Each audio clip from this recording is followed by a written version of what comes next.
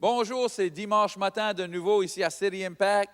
Puis on va continuer à parler sur bâtir le royaume, grandir avec lui, mettre des trésors dans les cieux, avoir des récompenses pour ce qu'on a fait sur la terre. Et on va parler ce matin sur vivre pour un but.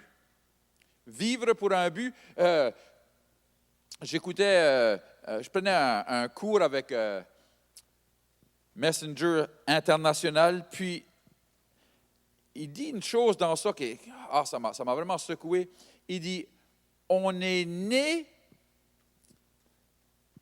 par un but, pour un but. On est né par un but, le but de Dieu, pour un but. Et une fois qu'on comprend ça, on comprend qu'on n'a pas venu au monde, c'est pas, comment je pourrais dire ça, on n'a pas venu au monde avec pas de but dans la vie, mais plus que ça, c'était pas, des fois, les parents vont dire, « Ah, on ne voulait pas avoir d'enfants, mais tu es venu au monde, puis là, on n'était pas préparé pour ça, c'était pas planifié. » Mais moi, je veux vous sachiez une chose. Peut-être que vos parents ne l'avaient pas planifié. Peut-être que quelqu'un dit que vous n'étiez pas planifié, mais Dieu dit que vous étiez planifié. Dieu avait un but pour votre vie et c'est très important qu'on comprenne ça. Mon épouse, on faisait l'école du dimanche où on faisait des réunions avec les jeunes. Puis elle leur disait toujours, les 2 journées les plus importantes dans votre vie, c'est la journée que vous avez venu au monde et c'est la journée que vous avez su pourquoi vous avez venu au monde. Qu'est-ce qui est le but de votre vie? Qu'est-ce que Dieu a planifié pour vous? Et Dieu a des plans pour nous. Dans Éphésiens 2:10, ça dit, « Car nous sommes son ouvrage. » Alors, Dieu nous a créés.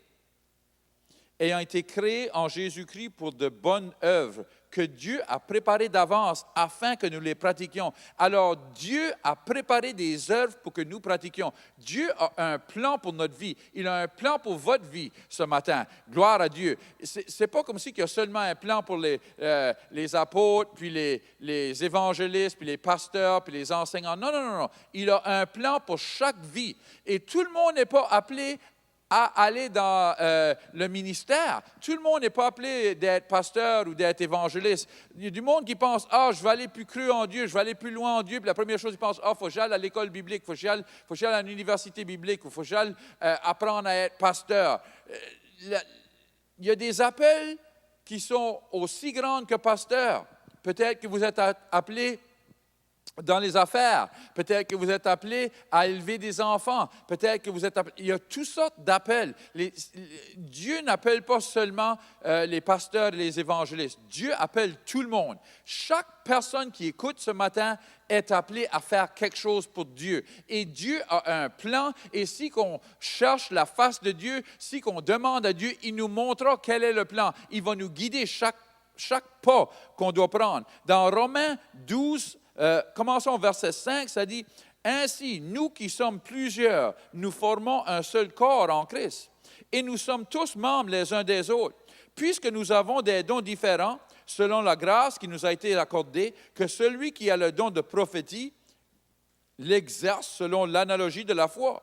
Et celui qui est appelé au ministère s'attache à son ministère, que celui qui enseigne s'attache à son enseignement, et celui qui exhorte à l'exhortation, que celui qui donne le fasse avec libéralité, que celui qui préside le fasse avec zèle, que celui qui pratique la miséricorde le fasse avec joie. » Alors, qu'est-ce qu'il dit? Il dit, il y a toutes sortes d'appels, mais qu'est-ce que vous êtes appelés à faire? Faites-les avec toute votre âme, tout votre cœur. Faites-les, marchez dedans. Des fois, on voit du monde, puis ils sont appelés à faire une telle chose, mais ils pensent, si je veux faire quelque chose pour Dieu, il faut que je fasse quelque chose d'autre. Non, faites ce que vous êtes appelés à faire. Si Dieu vous dirige de commencer un business, de commencer quelque chose, faites-le. Si il vous dirige, allez faire, moi je ne sais pas, un coach de hockey ou quelque chose de même. Il y a des dons que Dieu met sur nous qui peuvent être utilisés pour son royaume. À la fin de la journée, il dit qu'on est un corps. Il y a toutes sortes de différents dons. Il y en a peut-être qui ont les mêmes dons. Dieu sait qu'est-ce qu'on a besoin dans chaque église ou dans chaque ville ou dans chaque province. Alors, peut-être vous n'êtes même pas au Canada, vous écoutez, peut-être vous êtes dans un autre pays, mais ça ne change pas que Dieu a un plan pour votre vie. Et regardez, le but le grand but. On a un but pour notre vie, mais on a aussi le grand but, c'est gagner des âmes pour le royaume de Dieu.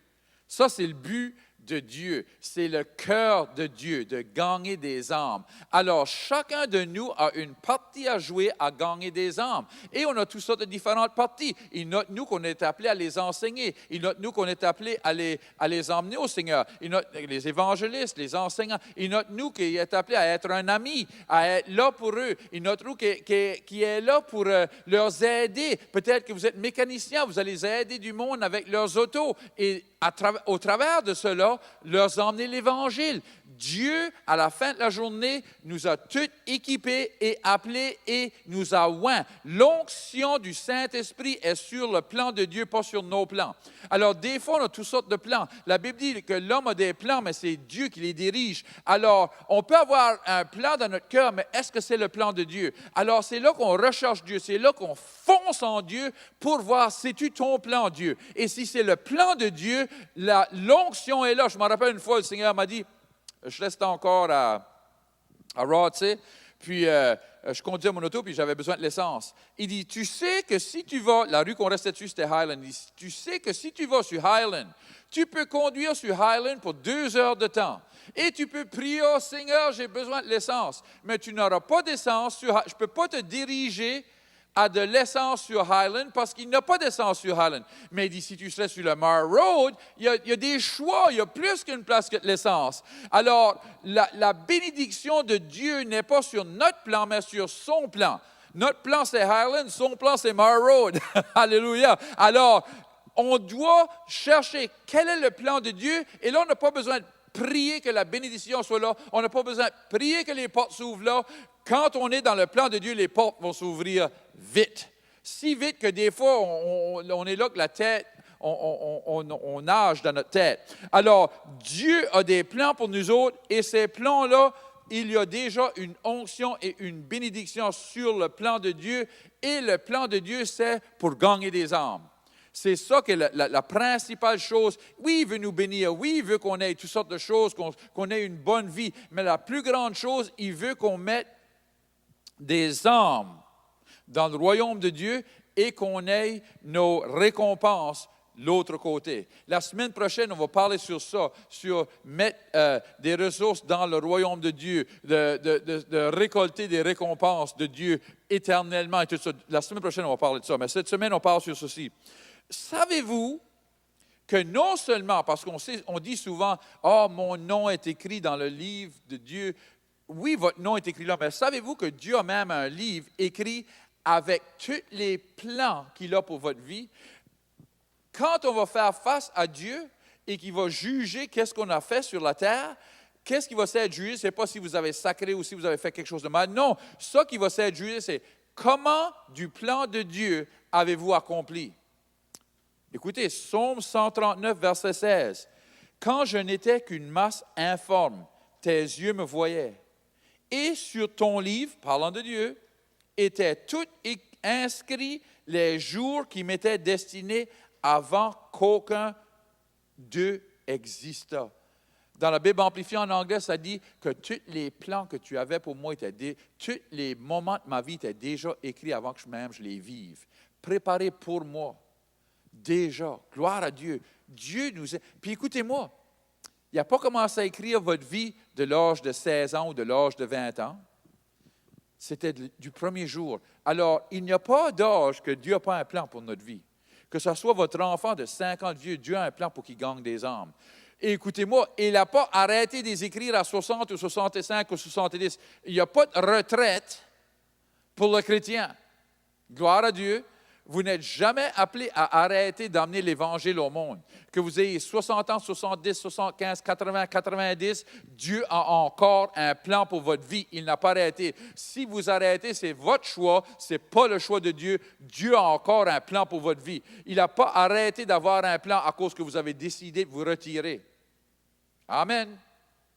Dieu a un plan pour votre vie. Peut-être que vous écoutez un matin et vous disiez, j'ai jamais J'ai jamais même fait un pas vers Dieu. J'ai jamais demandé à Dieu qu'est-ce qu'il voulait pour ma vie. Peut-être que vous avez éloigné de Dieu et que vous avez marché votre propre chemin. Vous pouvez venir et repentir. Vous pouvez repentir de ça. Repentir, ça ne veut pas dire, ah, je m'excuse, Dieu, que je n'ai pas fait ça, puis de continuer à faire votre propre chose. Non, non. Repentir, c'est de dire, Dieu, je l'ai manqué. Maintenant, je veux savoir qu'est-ce que tu veux pour ma vie. Et là, je tourne ma vie envers qu'est-ce que lui veut pour moi. Alors, ce matin, si vous voulez prier cette prière avec moi, si vous n'avez jamais donné votre vie à Jésus, ou vous avez donné votre vie à Jésus, mais vous l'avez repris pour vous-même, et vous voulez vous emmener de nouveau à lui, on va prier ensemble.